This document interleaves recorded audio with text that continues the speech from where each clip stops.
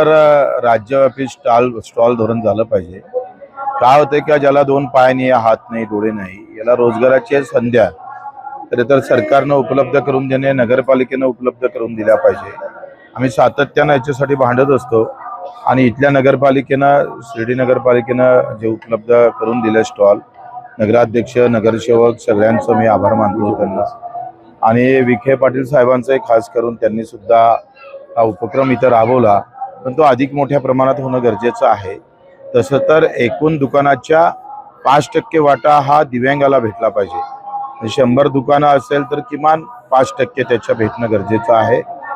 आणि त्याच्यासाठी आम्ही आता एक नवीन धोरण सरकारकडे आणण्याचा प्रयत्न करतोय. येत्या अधिवेशनामध्ये तसा प्रस्ताव आम्ही ठेवतोय का पुऱ्या नगरपालिका क्षेत्रामध्ये स्टॉल धोरण जर निर्माण झालं आणि त्याच्यातून दिव्यांगांना जर रोजगार देता आला तर खरं पुण्य आम्ही पाहतोय. जे साईबाबाच्या चरणी जे पुण्य भेटते ते यांना सेवा करून भेटेल आणि निश्चितच एक नवीन विचार आचार समोर उभा राहील. शेतकऱ्यांसाठी आपण नेहमीच लढा उभा केलेला आहे. सध्या एफडीची जी कारवाई सुरू आहे, तुकाराम मुंडे जे मोहीम राबवत आहेत, कसं बघतं सगळं हे? खरं तुकाराम मुंडे साहेबांनी जे दुधाच्या बाबत, भेसळबाबत असेल किंवा इतर जे भेसळ आहे याच्याबाबत जो निर्णय घेतला किंवा जी कार्यपद्धती त्यांनी हाती घेतली त्यांचा आभारच मानतोय मी. सभागृहात सुद्धा त्यांना म्हटलं का हा एखाद्या पदार्थामध्ये भेसळ एका खुनाप्रमाणे आहे. म्हणजे एखाद्याचं आयुष्य स्लो पॉयझन जसं आपण देऊन कुणाला मारलं जातं, तो खुनापेक्षाही मोठा गुन्हा दाखल झाला पाहिजे. तशा प्रकारचा कायदा येणं गरजेचं आहे.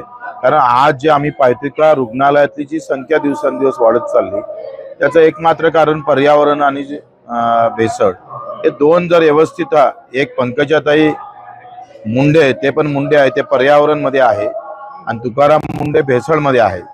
दोनही जर व्यवस्थित मुंडेनं काम केलं, एक मुंडे बरे काम करत आहे, दुसऱ्या मुंडेनं त्या ताकदीनं काम केलं तर चांगल्या प्रकारचे रिझल्ट महाराष्ट्राला पाहायला भेटत. अधिकारी जे आहेत ते त्यांच्या नाराजी व्यक्त करतात. लेखी तक्रारी सुद्धा अधिकारी तुकाराम मुंडेंच्या. ते कसं आहे, एखादं चांगलं काम करत असताना 10 लोक नाराज होणारच आहे. त्याच्याकरता काम केलं पाहिजे. जे जैन झीचं जे आंदोलन झालं जंतर मंतरवरती, तर काँग्रेस जनता पार्टीचं कसं बघतात की युवा पिढी आता सक्रिय होत चालली आहे किंवा चांगली गोष्ट आहे. मला असं वाटतं का त्यांनी जो मुद्दा हाती घेतला तो मुद्दा खरोखरच महत्वाचा आहे. जरी ते विरोधात असेल सत्तेच्या, तरी ज्या मुद्द्यासाठी ते लढतं तो विषय फार महत्वाचा आहे आणि निश्चितच त्याचं आम्ही समर्थन करतोय. कारण सरकारनं यामध्ये काही दुरुस्त्या करणं गरजेचे आहे. कारण आयुष्यामध्ये आता आपण जर पाहिलं तर एकतर शेती आहे, दुसरीकडे उद्योग टाकायला कुठं जागा नाही. तुम्ही पाहतोय का उद्योग किती लोकांच्या हाती आहे आणि कोणते उद्योग मोठे करतात, कशा प्रकारचे लहान लोक बर्बाद झाले. दुसरीकडे नोकऱ्या नाही आणि शासकीय नोकऱ्याशिवाय आता युवकांजवळ पर्याय पण नाही आहे. मग एका इकडे शेतीमालाला भाव देणार नाही, दुसऱ्या इकडे उद्योगधंद्याबाबत, बेरोजगाराबाबत काही निर्णय घेणार नाही, तिसऱ्या इकडे तुम्ही नोकरीमध्ये करप्शन करत असाल तर ते बंद झालं पाहिजे.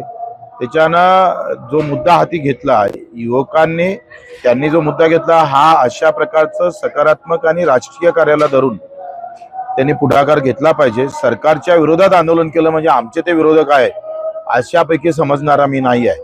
कारण हा देश आंदोलनातूनच उभा राहिला. कदाचित आंदोलन झालं नसते तर इंग्रज या देशातून गेले नसते. त्याच्यामुळं सत्तावाल्यांनी त्याचा एवढा राग करण्याची काही गरज वाटत नाही.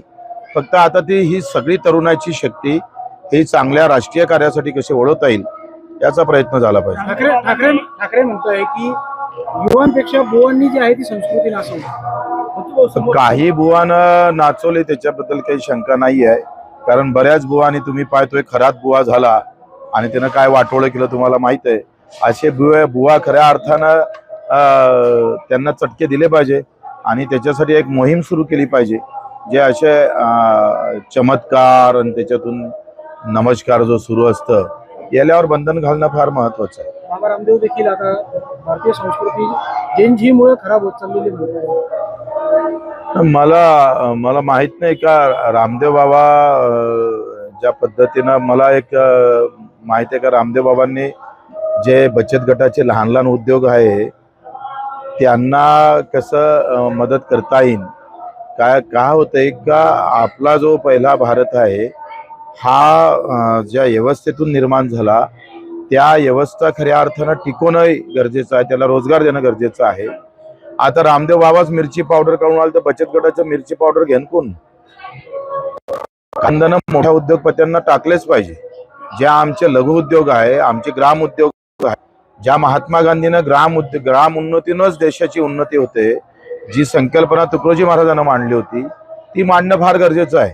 ते बंधनं घालणं. मी सुद्धा त्या बाबतीत आता विधान परिषदमध्ये अशा प्रकारचा कायदा करावा असं अशासकीय बिल माझ्या वतीनं आणणार आहोत. जे लहान उद्योग आहे, ग्राम उद्योग आहे, ते लहान माणसाच्या हातून जाता कामा नये. ती श्रीमंताच्या हाती गेले तर मग आता भेटणारा रोजगार पण त्याच्या हातून जाण्याची शक्यता आहे. विधानसभेमध्ये आपण म्हटलं होतं मरतं ते गरीबाचं पोर मरतं, आमदार खासदाराचं मरत नाही. आपण ह्या मुद्द्यावर आजही ठाम आहात कारण आपण सत्ताधारी पक्षात आहात. पण सत्ताधारी म्हणजे काही आम्हाला दोन सिंह फुटत नाही. लक्षात घ्या. तुम्हाला काय मीडियावाल्याला असं वाटतं सत्ताधारी म्हणजे बस आता गेले दोन सिंह फुटले आणि आता हा मारायला निघाला बाहेर. असं काही होणार नाही. अखेर विचाराची लढाई कुठेही गेलं तर तो विचार कायम ठेवूनच आम्ही लढणार आहोत.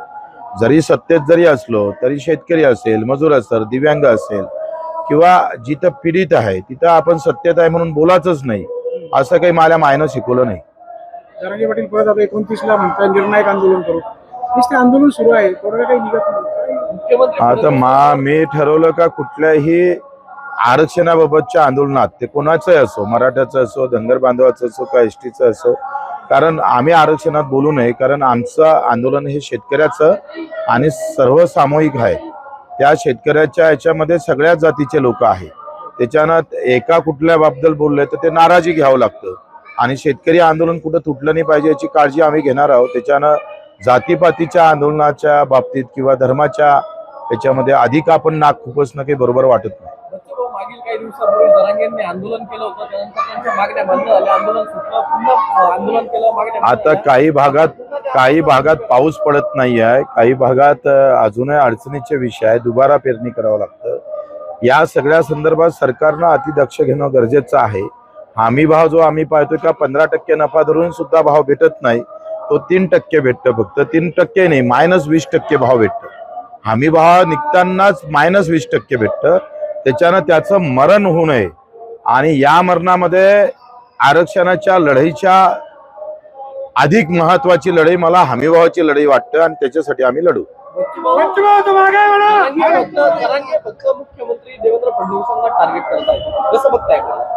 मला असं वाटतं का तुम्हाला काहीतरी रोग लागलेला दिसतं एका नावाचा, त्याच्यानं तुम्ही त्या नाव सोडून अधिक चांगला विचार केला तर बरं होईल. भाजपचे पदाधिकारी विजय चौधरी यांनी राजीनामा दिला. गिरीश महाजन यांच्या आरोपी कोण चौधरी आहे? विजय चौधरी ते नंदुरबार कोण आहे पण? हा, भाजपचे सेक्रेटरी आहे. आता ते त्यांचा अंतर्गत विषय आहे ना. पण तुम्ही काय होतंय घरातल्या गोष्टी कशाला बाहेर काढता मला समजत नाही. नवरा बायकोचे भांडणं झाले म्हणजे काय टीव्हीवर दाखवणार तुम्ही? पवार म्हणताय पदाधिकारी राजीनामा दिला, परंतु मंत्र्याचं काय? कोणाचा राजीनामा झाला? विजय चौधरींनी राजीनामा दिला आहे, परंतु जे ते म्हणताय की मंत्र्यांचं काय? मला काही ते फार महत्वाचं वाटत नाही आणि ते काही सार्वजनिक पण विषय नाही आहे. तुम्ही कसं आहे का एखादा तो माणूस आज काय कपडे घातले तो आपल्याला सवय झाली, ही जी आहे ना ह्या बातम्या कमी करा, याला ना असं महत्व देऊ नका. काय होतं की नवरा बायकोचे भांडणे घरात झाले तर ठीक आहे, रस्त्यावर झाले लोक पण असू दे ना, रस्त्यावर भांडलं पाहिजे ना, त्यानं घरातच का भांडायचं?